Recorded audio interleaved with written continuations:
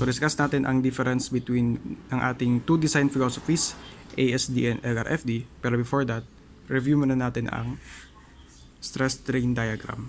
Pero before naman neto, takay muna natin ang stress and strain. So kapag stress, siya ay force over area. Parang ito yung kumusta yung relationship between the distribution of force sa area na sumasagon nito.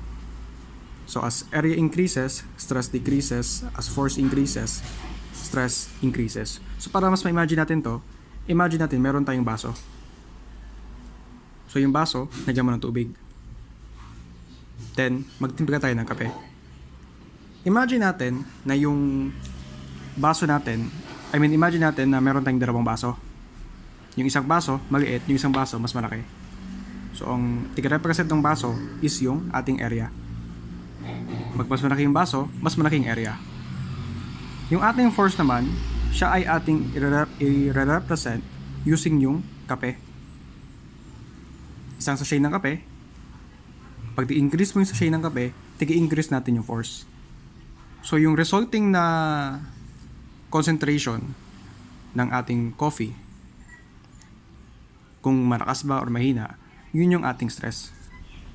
So ano lang naman siya, i-connect lang natin. So, as we increase yung value ng ating area, mas malaki yung baso, syempre mas maraming tubig. Tapos, yung dalawang baso na yan, na magkaiba yung size, lagyan mo ng kape. Syempre, dun sa mas malaking baso, mas matabang yung kape. So, as area increases, mas malaking baso, stress decreases, mas matabang. Next naman, try natin i-increase yung force. So, kunwari, the same yung size ng baso. So, same lang yung area niya. Same yung tubig. Taasan natin yung force natin. Sa parehong tubig, sa parehong baso na to, yung isang sachet ng kape ang tinitimpla. Yung isang baso, dalawang sachet ng kape ang ititimpla. So, syempre, yung baso na may dalawang kape, mas malakas yung force. As a result, mas malaki yung kanyang stress kasi mas matapang yung timpla. Ganun ang idea ng stress natin. So next, strain naman. Kapag strain, eto ka ng formula. Delta L is yung change na nangyari from the original end. So imagine natin, the same ang haba nito. But then, nag-exert tayo ng force. Nagkaroon siya ng deformation. Humaba siya. Yung kanyang change sa original end, yan yung delta L.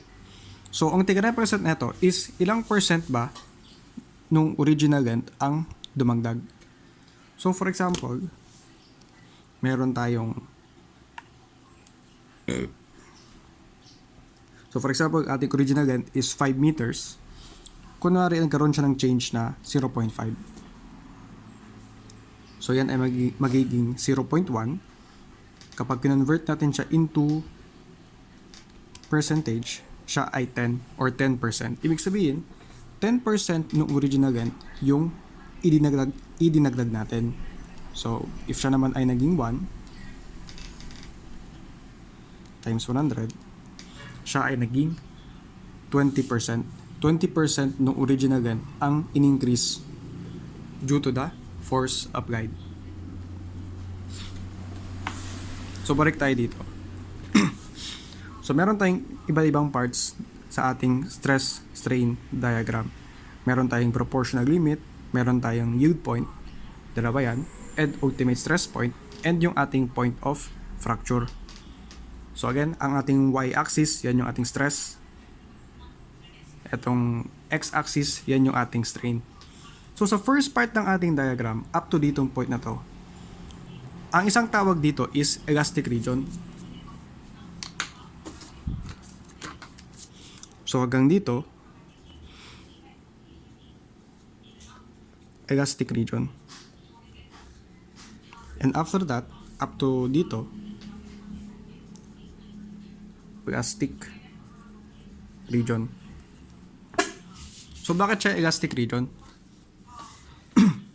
So for example, meron tayong stretchable na material. Sa part ng elastic region, for example, akal to, kapag nag-exert tayo ng force, okay, haba siya, pero after mo i-release yung force, or mas maganda siguro, after natin alisin yung stress na ating ini-exert, babalik siya sa original niya. Ganun sa elastic region. Then, after natin makagampas sa proportional limit, so in between neto, upper yield point and proportional limit, unti-unti, hindi na siya babalik sa original niyang length. Ibig sabihin, nagkakaroon siya ng permanent deformation. So again, pag proportional limit, pag sa proportional part, hindi pa permanent yung deformation kasi okay, magde-deform tayo, hahaba ka. Pero, babalik ka sa original mo. Pero kapag sa between the upper yield point and yung ating proportional limit, paunti-unti, kapag sumobra ka sa, kunwari, yung stress na tig-exert mo is sumobra sa proportional limit. Nakaabot dito yung stress na tig-exert mo. For example, eto is 5, naging 6 ka na. Ibig sabihin, konti-konti, nagkakaroon na siya ng permanent deformation. And once umabot ka sa upper yield point, ang nangyayari dyan is, without exerting more stress sa ating object, hahaba siya ng kusa. Kaya kung makikita mo, between upper yield point and lower yield point, medyo bumaba yung stress natin.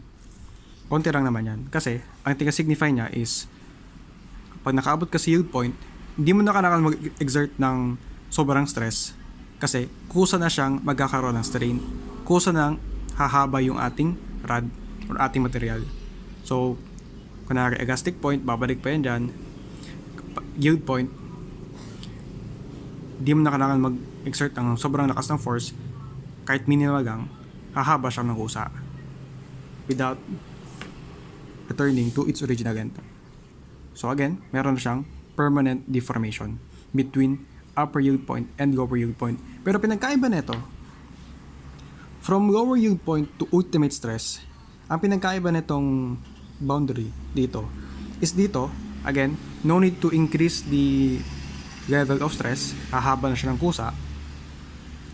Pagdating dito sa in-between na to, kailangan mo na i-increase yung stress. Kasi kumbaga, naabot na niya yung point na kung saan hanggang doon lang siya makaka-experience ng no stress pero may strain.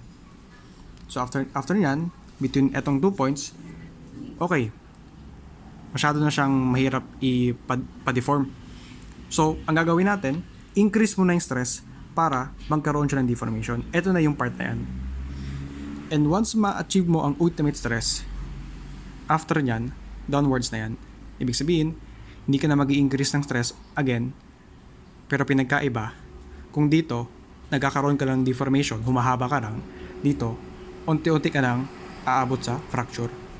Etong part na to, in between ng ultimate stress point and ng ating fracture, yan yung ating tinatawag na necking. Diba usually, if dito tayo between sa lower yield point and ultimate stress point, ang nangyayari lang is, parang ganito lang naman siya. Humahaba lang yung material natin, humahaba lang. Hindi nagbabago yung cross-sectional area sa parts niya. Pero pagdating sa necking, parang pagkapit na siya maputol. So, ang nangyayari, nagkakaroon ng reduction in the cross-sectional area. Parang, kunwari, meron kang modeling clay. So, pag ni-stretch mo yung modeling clay, di ba, konti-konti, luminipis na siya. Hanggang sa siya ay mapuputol. So, actually, etong diagram natin is just an approximation. Kasi, in reality, kung ating i-measure yung true stress strain curve, mas mahirap siya. Kasi, dito kasi sa diagram na to, ang assumption mo, although dito baga, necking na yan, kapag nag-solve ka, ang assumption mo is pareho pa din yung cross-sectional area. So, bakit ganon? Kasi para madali i-solve. Pero in reality, again, nag-reduce yan. Anong sabi natin? Kapag nag-reduce ang cross-sectional area, I mean, opposite sila ng stress, ang area and stress, opposite sila. So, if area increases, stress decreases. So, most definitely, as area decreases, stress increases. So, again, since sa necking, sa part na to, sa necking, nagkakaroon ng reduction in cross-sectional area, dapat ang nangyayari as area decreases, stress increases. Pero kung titingnan natin sa ating stress strain curve, yung ating stress bumagsak, di ba? Di ba ang stress is yung ating y-axis? So dapat kapag tumataas yung graph mo, tumataas yung stress. Pero ang nangyari dito, habang lumagayo tayo dito, habang nakayumpas tayo sa ultimate stress point, yung ating stress level bumabagsak, di ba? Bumabagsak siya. Ang idea dito sa necking, reduction in cross-sectional area, kasi naganipis siya Ditong part, malaki pa siya. Ditong part, lumiliit. Hanggang ditong part, sobrang liit na niya.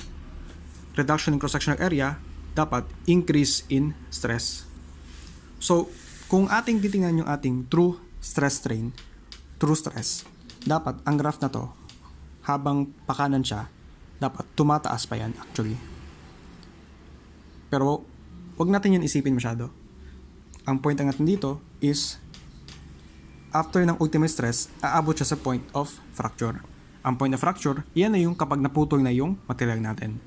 So, sa next video na lang tayo mag-discuss sa ASD and LRFD. For this video, review lang natin ang concept ng stress and strain diagram.